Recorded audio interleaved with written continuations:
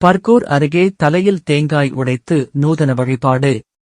கணமூர் பல்லகொல்லை கிராமத்தில் 7 ஜடை முனியப்பன் 7 வருட குலதெய்வ திருவிழா முப்பூஜை கொடுத்து தலைமையில் தேங்காய் உடைத்து வழிபட்ட கிராம மக்கள். கிருஷ்ணகிரி மாவட்டம் பர்கூர் ஒன்றியம் ஒப்பதவாடி ஊராட்சிக்குட்பட்ட கணமூர் பல்லகொல்லை கிராமத்தில் 7 ஜடை முனியப்பன் 7 வருட குலதெய்வ திருவிழா நடைபெற்றது. 7 வருடத்திற்கு ஒரு முறை நடைபெறும் இத்திருவிழாவில் சாமி அழைத்து தலையில் தேங்காய் உடைத்து மேல தாளத்துடன் பூக்கூடை எடுத்து வந்து மண்டுவில் 101 பிள்ளையார் பொம்மைக்கு வெத்தலை பாக்கு, எலும்பிச்சம்பழம், பொறி வைத்து முனியப்பனுக்கு ஆடு, கோழி, பன்னி என முப்பூஜை கொடுத்து குலதெய்வத்தை வழிபட்டனர்.